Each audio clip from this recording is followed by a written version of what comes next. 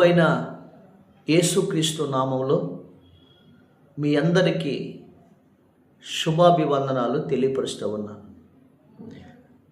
ప్రభునందు ప్రియమైన దేవుని జనాంగమా, మిమ్మలను పట్టి పీడిస్తున్న ప్రతి విధమైన వ్యాధి నుండి, సాతాను శక్తుల నుండి, చీకటి శక్తుల నుండి, నానా విధములైన రోగముల చేత పీడింపబడుతున్న ఆ వ్యాధుల నుండి మిమ్మలను దేవుడు విడిపించబోతున్నాడు.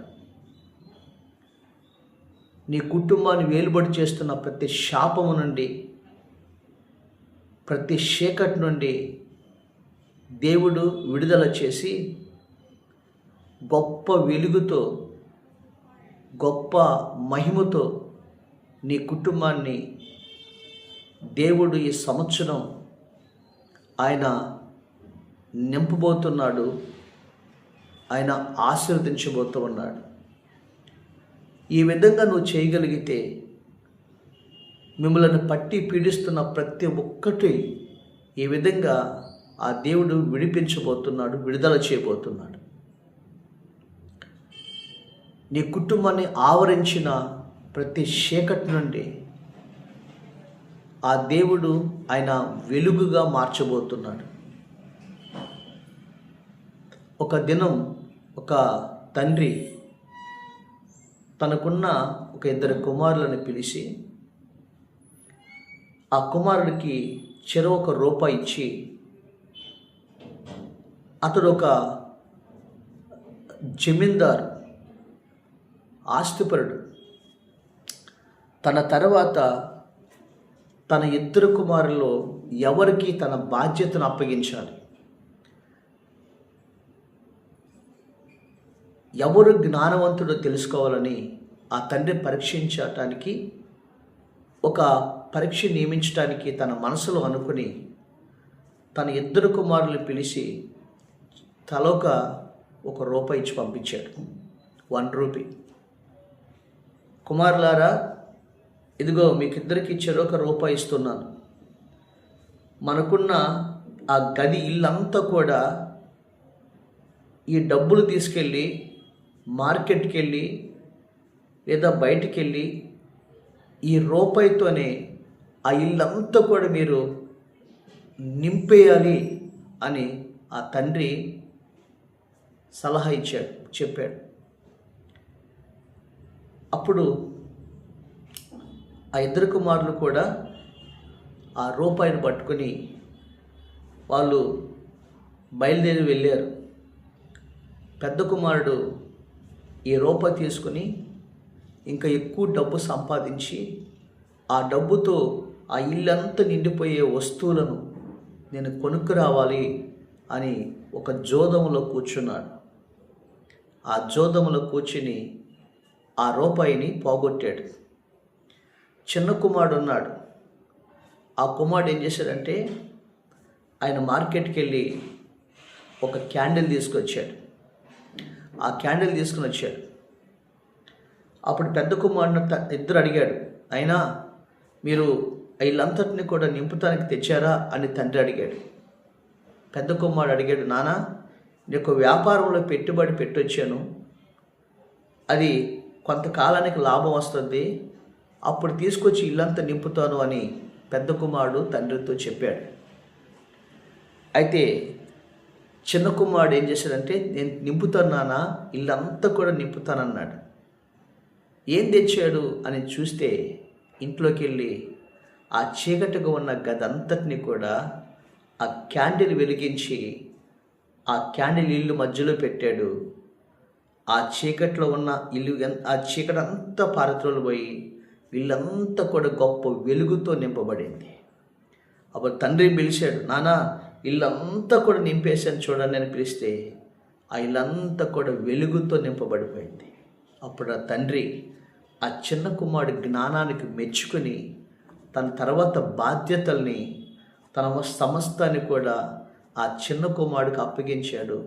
ఆ తండ్రి.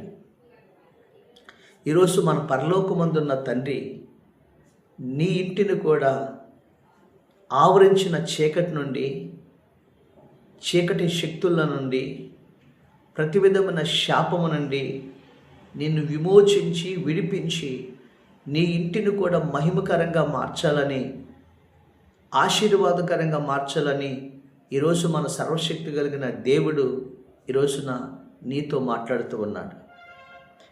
బైబిల్ గ్రంథంలో మనం చూసినట్లయితే యేసుక్రీస్తు ప్రభువారు ఆయన మొట్టమొదటిగా ఆయన ఈ ప్రాంతానికి వచ్చాడు. బాప్తిసం తీసుకున్న తర్వాత, యోర్దాను నదిలో బాప్తిసం పొందిన తర్వాత ఆయన గలిలయ అనే ప్రాంతానికి ఆ యేసు ప్రభువారు వచ్చారు. ఆ గలిలయ ప్రాంతానికి వచ్చారు. మత్తయి సువార్త 4వ అధ్యాయము చూడండి. 4వ అధ్యాయము ఆయన 12వ వచనం మనం చూసినట్లయితే, యోహాను చెరపట్టబడని యేసు విని గలిలయ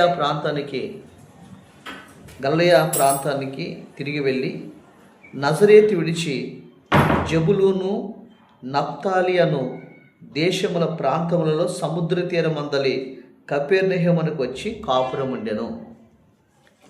యేసు ప్రభువారు గలిలయ ప్రాంతానికి వచ్చి ఆ గలిలయ ప్రదేశములో ఆయన కాపురం ఉన్నాడట.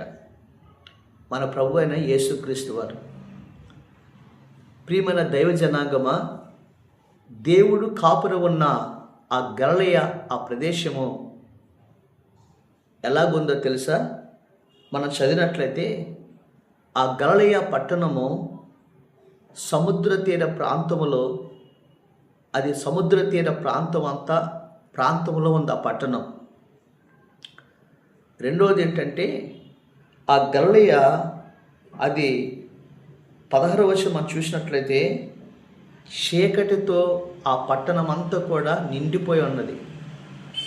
చీకటిలో ఉన్నారు ప్రజలందరూ కూడా. రెండవది మరణఛాయలో ఉన్నారు ప్రజలందరూ కూడా. చీకటిలోను, మరణ ప్రదేశంలోను, మరణఛాయలోను వారు కూర్చుండి ఉన్నారట. ఆ గలిలయ ప్రదేశం అంతా చీకటితో, శక్తులతోనూ, మరణాలతోనూ, ప్రతి విధమైనటువంటి వాళ్ళని పట్టి పీడిస్తున్న ప్రతి విధమైన రోగములతో ఆ గలిలయ ప్రాంతం, పట్టణం అంతా కూడా నింపబడి ఉందంట, నియమించబడి ఉందంట ఆ ప్రదేశం. అసలు గలిలయ అంటే గుండ్రము అని అర్థం, లేక శూన్యము అని అర్థం. అంటే గలిలయ ప్రాంతం శూన్యముగా ఉంది. ఆ గలిలయ ప్రదేశం అంతా కూడా అది మరణఛాయలో ఉన్నారు ప్రజలు. చీకటి అలుముకొని చీకటిలో వాళ్ళు బ్రతుకుతూ ఉన్నారు. చీకటి అనగా పాపం.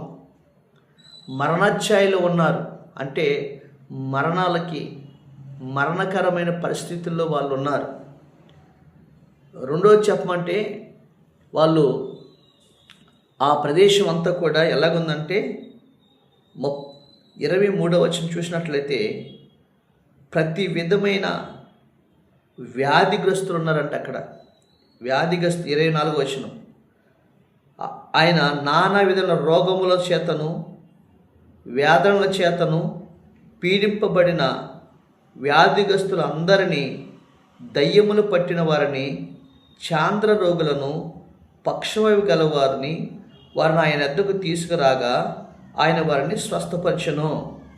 అంటే గలిలయ ప్రజలు ఎలాగున్నారు? నానా విధములైన రోగముల చేత వాళ్ళు పీడించబడుతున్నారు. ఒక్క రోగం కాదు, పక్షవాయువు అనే వ్యాధి, కుష్ఠరోగం అనే వ్యాధి, చాంద్ర రోగం అనే పిట్స్ అనే వ్యాధి, అది నానా తర్వాత సాతాను శక్తుల చేత, అపవాది చేత, వ్యాధుల చేత వాళ్ళు పీడించబడతా వాళ్ళ చీకటిలో కూర్చొని ఉన్నారు. ప్రియమైన దైవ జనాంగమా, నేను ఒక మాట అడుగుతున్నాను. నీ ఇల్లు ఇలాంటి స్థితిలో ఉంది కాదు. నీ కుటుంబము చీకటి శక్తుల చేత, త్రాగుడు చేత, చీకటి కార్యముల చేత, నానా విధములైన రోగముల చేత, శాపము చేత నీ ఇల్లు నింపబడి ఉంది కాదు. నీ బిడ్డలు నింపబడి ఉన్నారు కాదు. ఈరోజు ఆ చీకటిలో ఉన్నటువంటి నానా రోగములతో పీడింపబడుతున్నటువంటి ఆ ప్రదేశాన్ని మన ప్రభు అయిన యేసుక్రీస్తు వారు చూసి ఆ ప్రదేశంలో కాపురం ఉన్నారు. దేవునికి స్తోత్రం.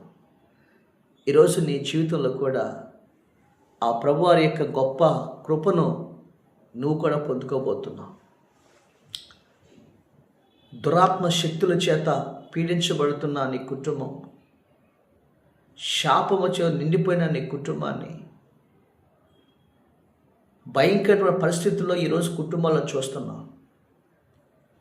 ఎంత దారుణమైన పరిస్థితుల్లో మనం చూస్తున్నాం కదండి. ఒక భర్త భార్యని, ఒక భార్య భర్తని తాను ప్రేమించిన ఒక అక్రమ సంబంధం కోసం చంపేసిన సందర్భాలు మనం చూస్తున్నాం. ఒక ప్రేమించిన ప్రియుడి కోసం కన్న కూతురే తల్లిని తండ్రిని కడచేర్చినటువంటి ఒక అఘాయిత్యమైనటువంటి ఏమైనటువంటి కార్యాలు మనం చూస్తున్నాం. ఈరోజున ఒక చిన్న పిల్లని ఒక 50 సంవత్సరాలు 70 సంవత్సరాలు ముసలివాడు, వృద్ధుడుగా ఉన్నవాడు పాడు చేసి చంపేసాడని వార్తల్లో చూస్తున్నాం. కుటుంబాల్లో మరణ వేరుబడి చేస్తుంది. ఎక్కడ చూసిన కుటుంబాల్లో అక్రమ సంబంధాలు పెచ్చిమిరిపోతున్నాయి. ఎక్కడ చూసినటువంటి వ్యభిచార కార్యకలాపాలు, జారతో కార్యకలాపాలు, హత్యలు, అఘాయిత్యాలు, భయంకరటువంటి పరిస్థితులు కుటుంబాల్లో పీడిస్తున్న ఈ సందర్భం ఈ రోజుల్లో మనం చూస్తూ ఉన్నాం. ధనముంది, శాంతి లేని పరిస్థితులు. ఇల్లుంది, ఆ ఇంట్లో నివసించలేని పరిస్థితులు. అలాంటి భయంకరమైన పరిస్థితుల్లో ఈరోజు కుటుంబాలు నింపబడి, చీకటితో నింపబడి మరణ ఛాయలో ఉన్న ప్రజలు మనం చూస్తూ ఉన్నాం. ఎక్కడ చూసిన భయంకరమైన క్యాన్సర్ వ్యాధులు, కిడ్నీ వ్యాధులు, భయంకరటువంటి గర్భకోశయ వ్యాధులు, ఈ భయంకరటువంటి వ్యాధులు ఈ రోజుల్లో మనుషులను పట్టి పీడిస్తున్నాయి. ఇదంతా పక్కన పెడితే ఈ చీకటి శక్తుల చేత, సాతాను శక్తుల చేత ఈ రోజున భయంకరంగా యవనస్తులు అన్నిటికీ ఎడిట్ అయిపోయి ఉన్నట్లుగా మనం చూస్తున్నాం. ఈరోజు ఒక మాట చెప్పమంటారా? అలాంటి స్థితిలో నీ కుటుంబం ఉంటే, అలాంటి పరిస్థితిలో నీ బిడ్డలు ఉంటే ఈరోజు ఒక శుభవార్త. యేసు ప్రభువారు నీ ఇంట్లో నివసించడానికి ఇష్టపడుతున్నాడు. నీ చీకటిని వెలుగుగా మార్చటానికి ఆ వెలుగైన దేవుడు ఈరోజు ఆయన ఇంటిని వెలుగుగా మార్చడానికి ఇష్టపడుతున్నాడు.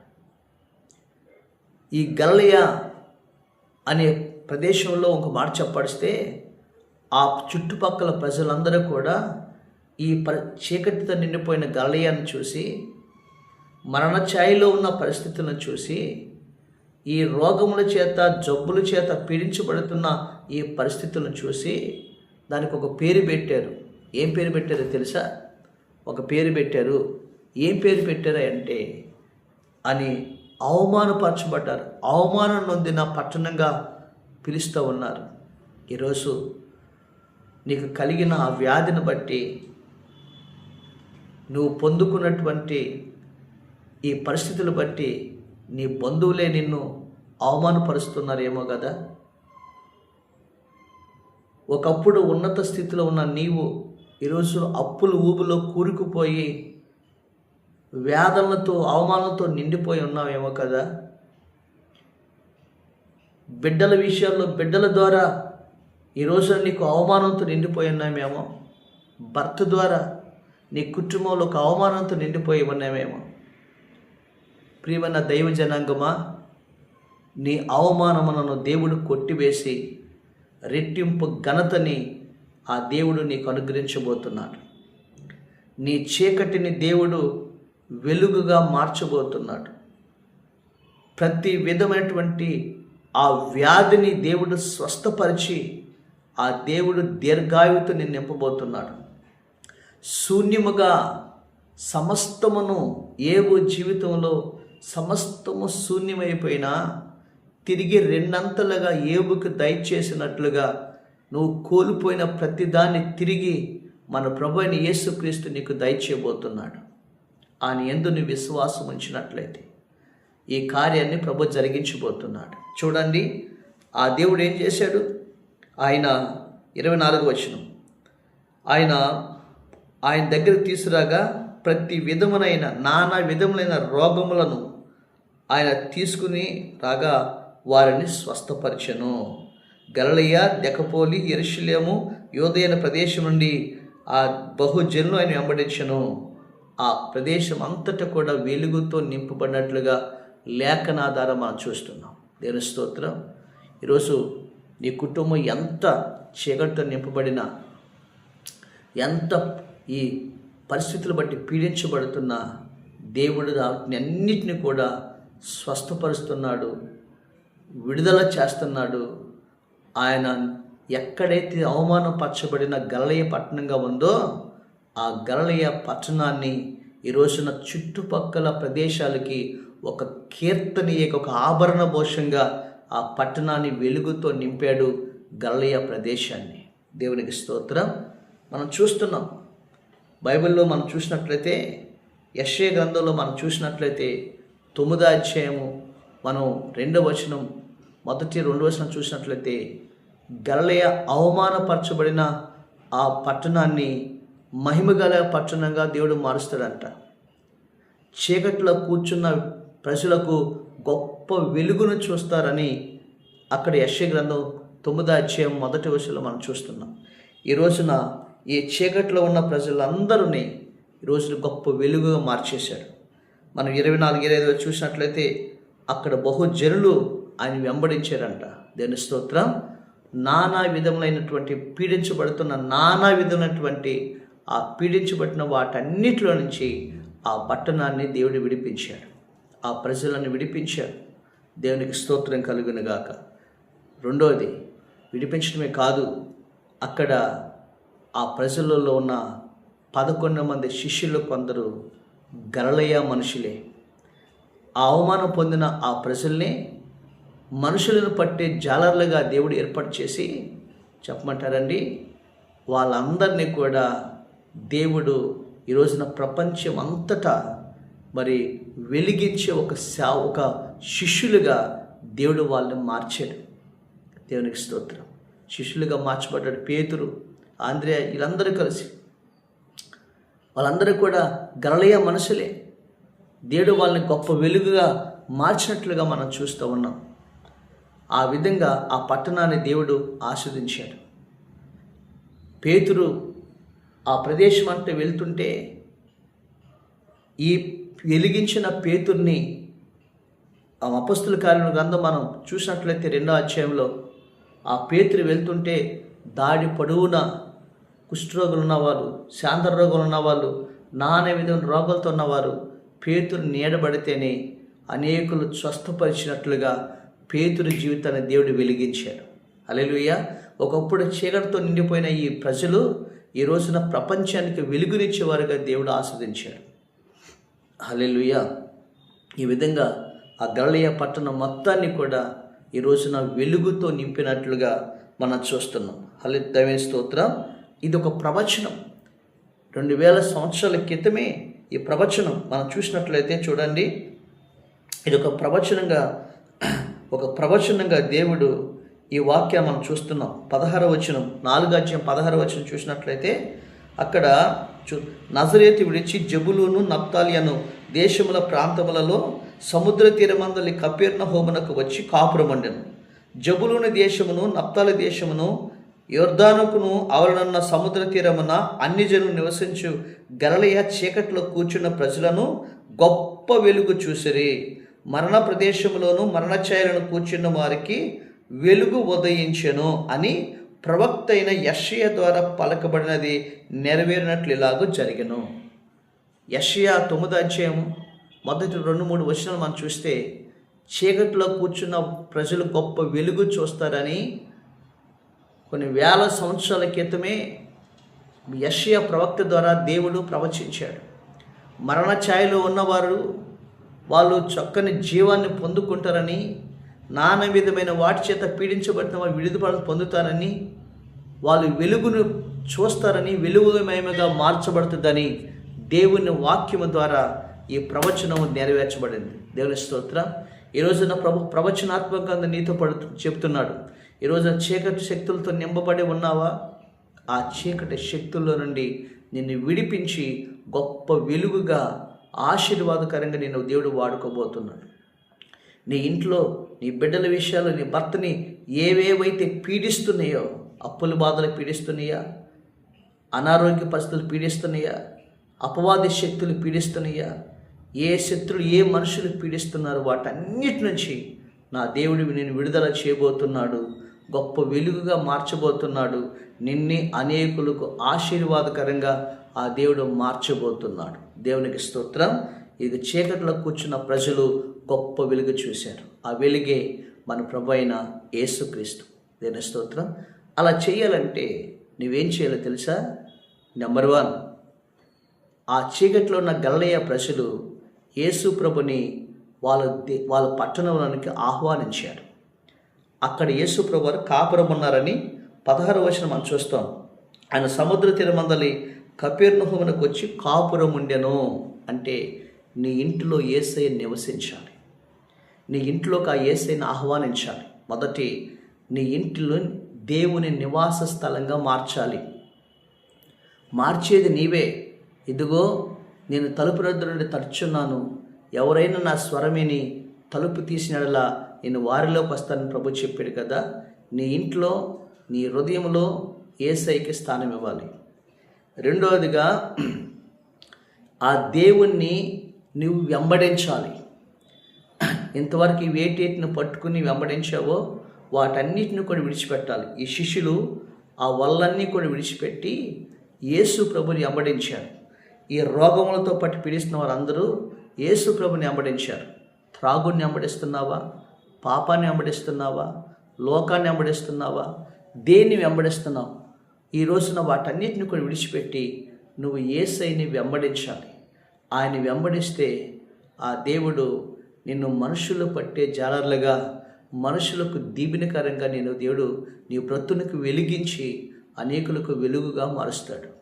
మూడవదిగా ఆ ప్రదేశంలో దేవుడు వాక్యము ఆయన దేవుని రాజ్యం గురించి ప్రకటించాడు.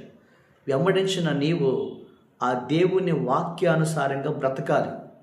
ఆ వాక్యము నీ ఇంట్లో నీ హృదయంలో సమృద్ధిగా నివసించి ఆ వాక్యానుసారంగా నువ్వు వాక్యాన్ని అనుసరించి బ్రతకాలి. వాక్యమే మన ప్రభు అయిన యేసుక్రీస్తు వారు. చూడండి 23వ వచనం. వారు సమాజ మందిరంలో బోధించుచు దేవుని రాజ్యం గురించిన సువార్త ప్రకటించుచు ప్రజల్లోని ప్రతి వ్యాధిని రోగమును స్వస్థపరచుచు గలిలయంతటా సంచరించెను. దేవుని స్తోత్రం. ఆయన వాక్యాన్ని అనుసరించాలి. ఈరోజు ఆ వాక్యాన్ని చాలించు, ఆ వాక్య ప్రకారం జీవిస్తూ ఆ వాక్యమే దేవుని వెలుగైనాడు కాబట్టి ఆ వాక్యము నీళ్ళు సమృద్ధిగా నివసిస్తే నీ జీవితంలో దేవుడి గొప్ప వెలుగును చూస్తావు. ఒకటి, ఆ దేవుడు నీలో నివసించాలి, నీ ఇంట్లో నివసించాలి. 2, ఆ దేవుణ్ణి మీరు వెంబడించాలి, ఆ దేవుడితో నడవాలి. 3, ఆ దేవుని వాక్యము నీ ఇంట్లో కుటుంబ ప్రార్థన ఉండాలి, వాక్యము ధ్యానించాలి, వాక్యానుసారంగా జీవించాలి. ఈ 3 విషయాలు నువ్వు చేయగలిగినట్లయితే చీకటిగా ఉన్న నీ బ్రతుకుని ఆయన వెలుగుగా మారుస్తాడు. చీకటి శక్తుల చేత పీడించబడుతున్న నీ జీవితాన్ని ఆయన వాటన్నిటిని కూడా విడిపించి దేవుడు నేను బలమైన పాత్రగా వాడుకుంటాడు. ఈ రోజున మరణ ఛాయలో నానా విధమైన రోగములతో పీడించబడుతున్న నీ కుటుంబాన్ని ఈరోజు నా దీర్ఘాయువుతో ఆరోగ్యవంతమైన కుటుంబంగా, ఆశీర్వాదకరమైన కుటుంబంగా మారుస్తాడు. ఆ గలిలయ మనుషుల్ని దేవుడు ప్రపంచం అంతటా కీర్తనీయుడిగా దేవుడు వాడుకున్నాడు. ఈరోజు నీ కుటుంబాన్ని కూడా, నీ కుటుంబంలో పీడిస్తబడుతున్న ప్రతి విధమైనటువంటి వాటన్నిటిని కూడా విడుదల చేసి దేవుడు చీకట్లో ఉన్న నిన్ను వెలుగుగా మార్చి నీ కుటుంబాన్ని ఆరోగ్యంగాను, ఆశీర్వాదకరంగాను, అనేకులకు దీవెనకరంగాను నీ కుటుంబాన్ని దేవుడు ఆశీర్వదించునుగాక. పరిశుద్ధుడు మా తండ్రి, నీ పరిశుద్ధమైన నామాన్ని బట్టి మీకు కృతజ్ఞతాస్తుతులు, స్తోత్రాలు చెల్లిస్తున్నాం. అయ్యా, ఈరోజు నీ వాక్యమైన నీ బిడ్డలు ఏటి వేడి చేత పీడించబడుతున్నారు, అప్పుల చేత పీడించబడుతున్నారేమో, అనారోగ్యం చేత పీడించబడుతున్నారేమో, అపవాది శక్తుల చేత పీడించబడుతున్నారేమో. నాయనా, ఇదిగో తండ్రి, ఏ విషయాలైతే వాళ్ళు పీడించబడుతున్నారో వాటన్నిటిలోంచి బిడ్డల్ని విడిపించి వాళ్ళ చీకటిని వెలుగుగా మార్చి అనారోగ్యమును స్వస్థపరచు, ఆరోగ్యంగా ఉంచి నాయనా వాళ్ళ శాపాన్ని కొట్టివేసి ఆస్వాదించి అనేకులకు దీవెనకరంగా ఉంచమని, ఈ వాక్యం విన్న ప్రతి బిడ్డ జీవితంలో వాళ్ళ బ్రతుకులు వెలుగుగా మార్చమని యేసుక్రీస్తు నామంలో ప్రార్థించి వేడుకుంటున్నాము తండ్రి.